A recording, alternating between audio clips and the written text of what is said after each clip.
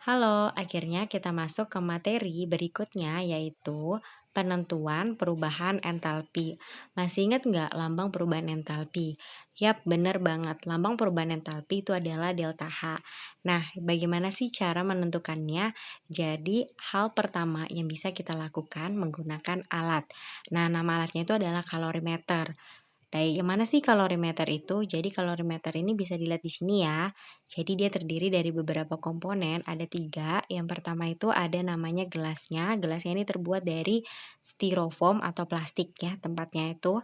Kemudian yang di atas ini namanya batang pengaduk. Fungsinya ketika ada 2 larutan ya yang dicampurkan ke dalam gelasnya supaya homogen itu diaduk dan diukur suhunya menggunakan termometer. Jadi kalorimeter ini sebenarnya adalah alat yang digunakan untuk mengukur perubahan kalor dalam suatu reaksi kimia. Nah, apa sih kalor itu? Jadi kalor itu sebenarnya dilambangkan oleh huruf Q, di mana adalah energi yang berpindah dari sistem ke lingkungan atau sebaliknya karena perbedaan suhu. Untuk satuannya kalor itu menggunakan kalori atau joule. Jadi yang sering dipakai nanti berupa joule-nya ya. Nah, 1 kalori itu sama dengan 4,184 joule atau disingkat 4,2 joule. Jadi kita bakalan pakai 4,2 joule. Nah, untuk menentukan kalor itu ada rumusnya. Nah, rumusnya apa sih? Jadi rumus yang pertama M dikali C kecil dikali delta T. Kemudian ada lagi yang kedua nih, Q sama dengan C besar dikali delta T. Apa sih perbedaan antara yang di atas sama yang di bawah, yang C kecil dengan C besar? Jadi untuk Q yang di atas itu berguna untuk air atau larutan ya. Sedangkan untuk yang di bawah itu untuk alatnya. Nah, jadi alatnya itu maksudnya adalah si kalorimeternya. Nah, jadi udah paham sampai sini penggunaannya. Untuk M itu adalah massa, di mana massa yang digunakan biasanya adalah massa air dan berupa satuannya adalah gram. Sedangkan untuk yang C kecil ini namanya adalah kalor jenis. Nah, biasanya kan kalornya yang digunakan adalah air, maka kalor jenis air dan satuannya itu adalah joule gram pangkat min 1 derajat Celcius pangkat min 1.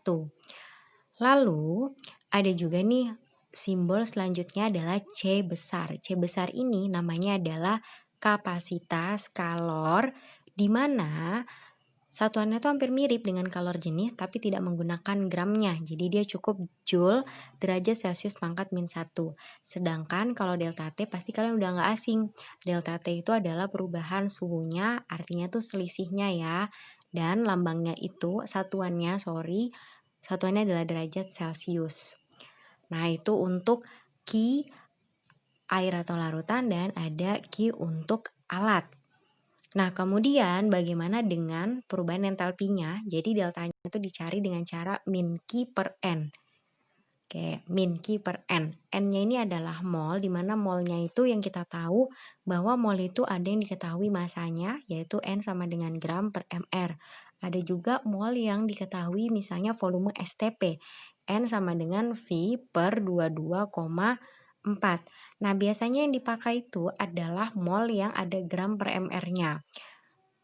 Oke, ada juga nanti yang diketahui M sama V. Nanti kita lihat di latihan soal ya. Nah, jika diketahui 2 Q atau 2 kalor, maka rumusnya itu Q-nya terus ditotalin. Jadi Q total sama dengan Q1 ditambah Q2. Q1-nya itu berarti yang untuk air atau larutan, sedangkan Q2-nya itu untuk alatnya. Sampai sini paham? Oh iya, untuk satuan delta H ya. Nah, untuk satuan delta H itu sendiri adalah kira-kira apa ya satuannya?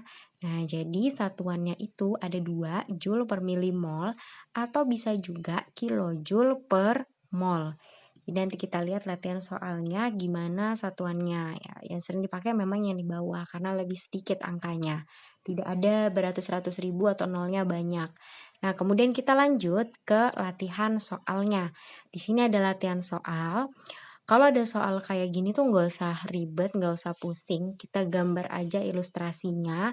Jadi dia bilang sebanyak 5,6 gram KOH. Jadi kita gambarkan dulu si gelasnya.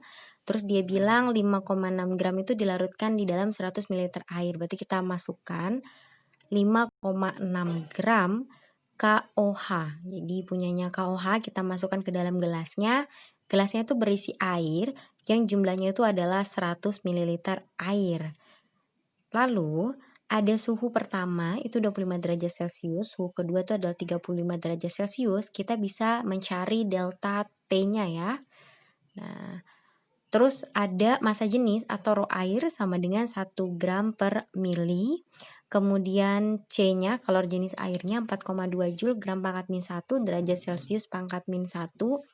Dan di sini tuh ada data AR, jadi kita bisa menghitung MR dari KOH dengan cara kita mengkalikan jumlah K-nya itu ada berapa dan AR-nya itu berapa. Jadi karena jumlahnya 1 dikali AR-nya 39 ditambah O jumlahnya tuh juga 1 dikali AR-nya O adalah 16 ditambah jumlahnya H dan AR-nya H itu 1.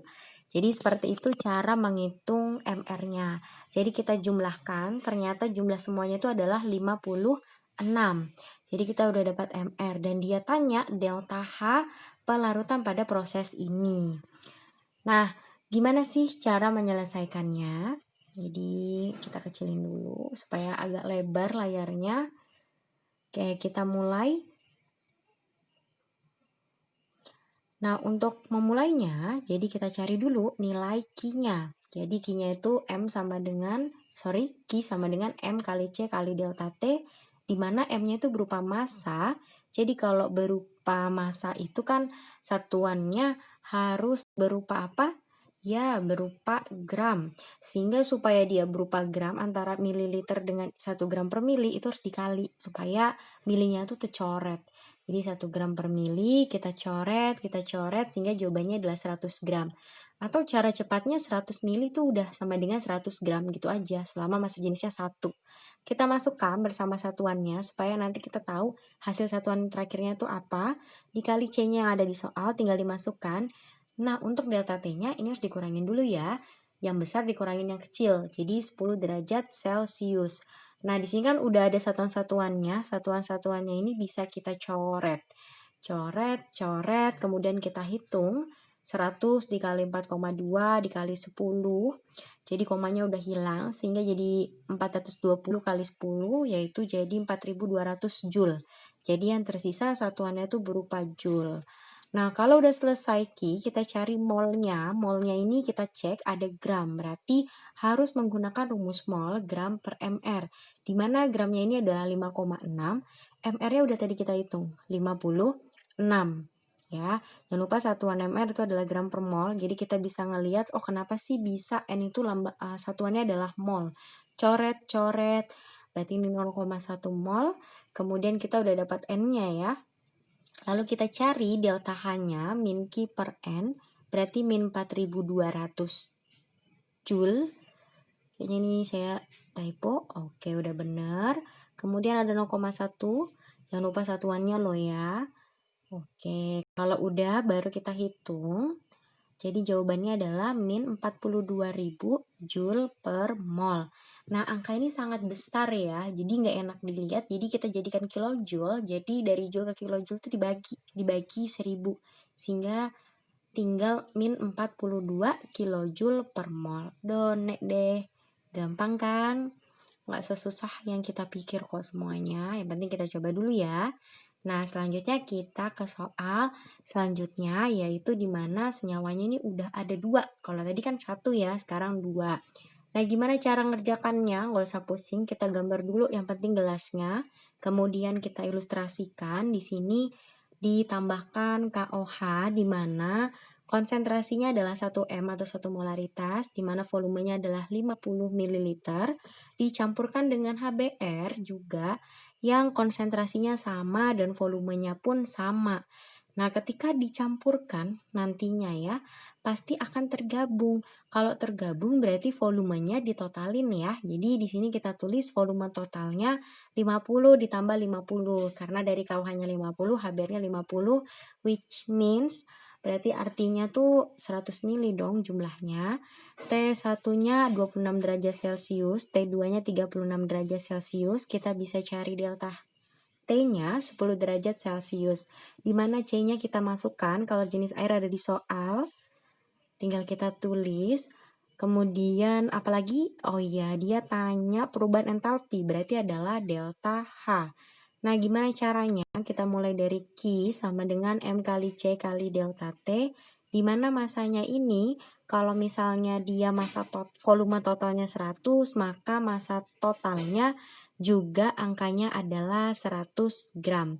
Jadi kita masukkan, kenapa sih bisa dapat 100 gram? Ini loh, 100 mili. Massa jenisnya air itu kan adalah 1 gram per mili. Maka 100 mili dikali 1 gram per mili, milinya itu dicoret, jadinya tinggal 100 gram. Jadi 100 gramnya itu dapat dari sini. Nah, kemudian C-nya tinggal kita masukkan, terus delta T-nya juga tinggal kita masukkan. Jangan lupa satuannya ditulis, di mana satuannya ini nanti bisa dicoret, dan hasilnya adalah sama ya, kayak yang soal sebelumnya, 4.200 Joule. Untuk molnya, karena ada 2 orang, kita harus mencari sendiri-sendiri. Ada NKOH, di mana rumusnya ini adalah M kali V, M-nya kita masukkan 1, volumenya kita masukkan 50 mili ya. Ini ya, 1. Dapat dari sini. Nanti nanya lagi, dapat 1 dari mana, Bu? Dari sini, guys. Nah, volumenya kita masukkan 50, berarti jawabannya 50. Karena di sini berupa mililiter, nanti simbol molnya bukan mol lagi satuannya, jadi milimol, bukan mol gitu, bukan bacanya kayak gitu ya, milimol bacanya.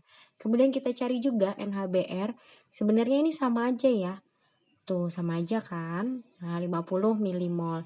Udah dapat Q, udah dapat N, kita bisa cari nilai delta H-nya.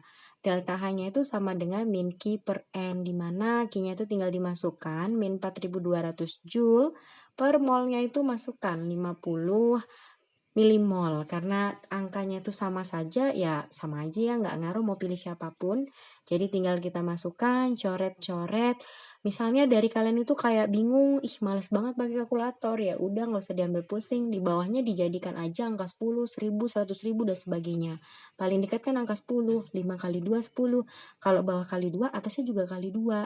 Nah, sehingga kita hitung min 840 per 10.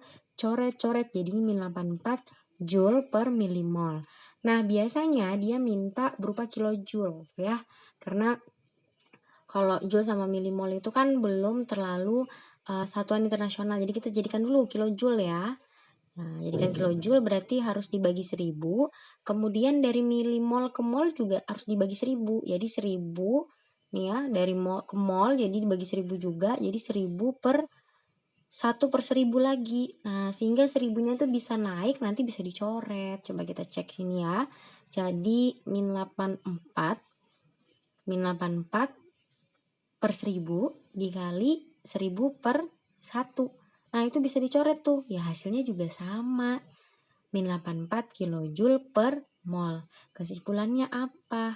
Nah, jadi kesimpulannya satuan joule per milimol, maksudnya 1 joule per milimol sama dengan 1 kilojoule per mol.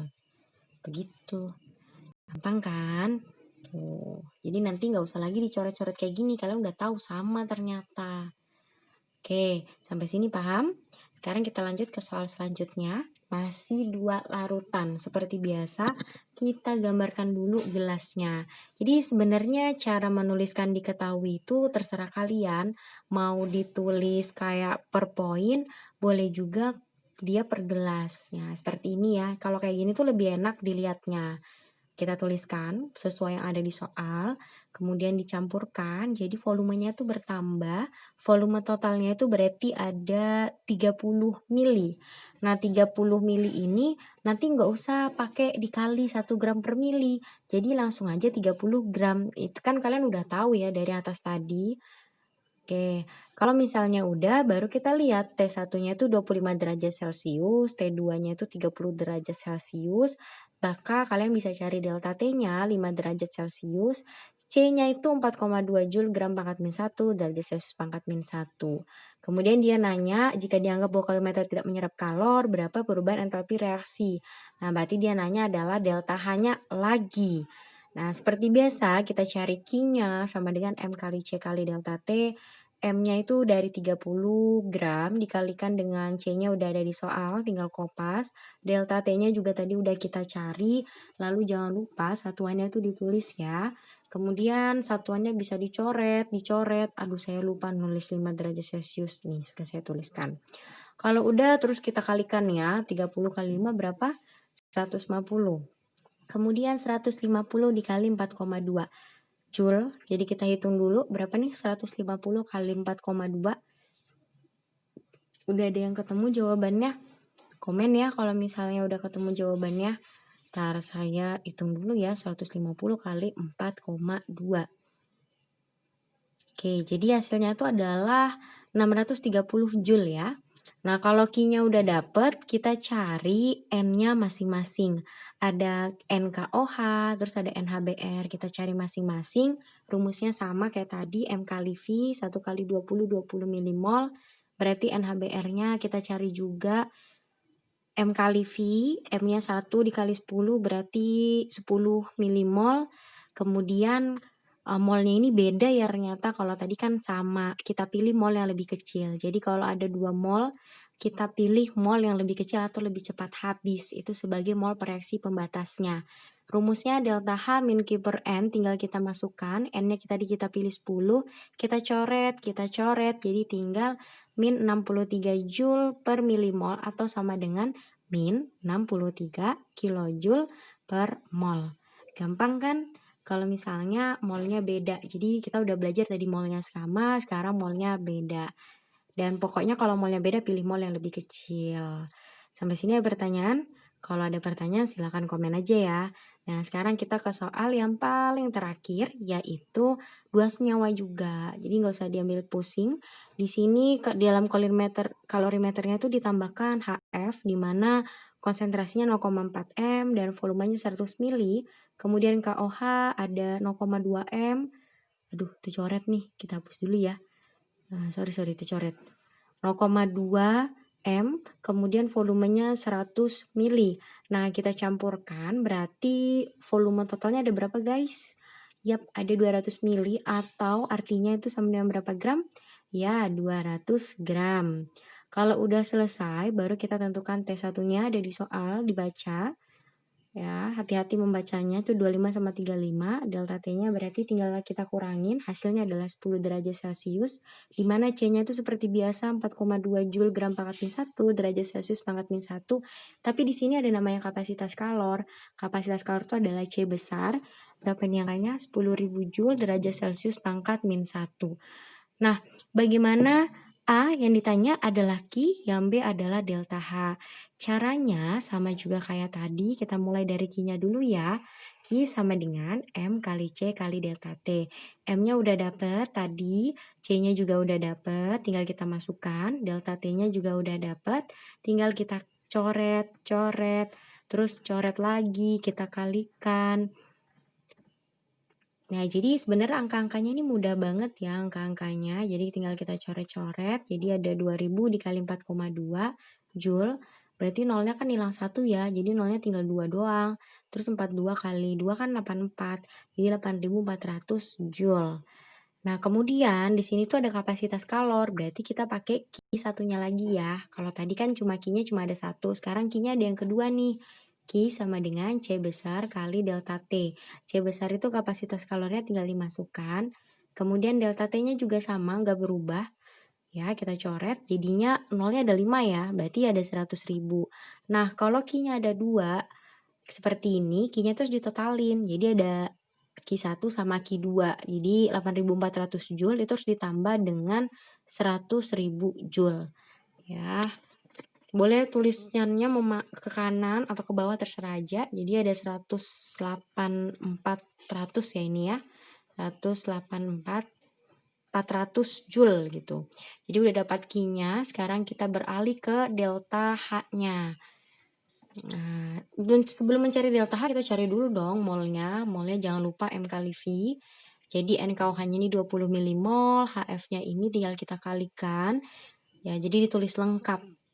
Ya, jadi kalian bisa tahu asalnya tuh dari mana sih angka segitu. Nah, ternyata ada 40 sama 20. Kita pilih yang mana ya nanti? Ya, 20 milimol. Itu mol yang lebih kecil yang harus kita pilih. Seperti biasa, min Q per N kita masukkan. Min 108.400 Joule. N-nya tadi adalah 20 milimol ya. Jadi 00-nya tuh bisa dicoret. Nah, kita hitung dulu berapa nih kira-kira. 4 bagi 2, 2. 8 bagi 2, 4. 10 bagi 2, 5. Jadi berapa? Min, ayo sebutkan. Min 5, 4, 20 Joule per milimol atau min 5, 4, 20 kilojoule per mol. Selesai deh, gampang kan? Gampang dong.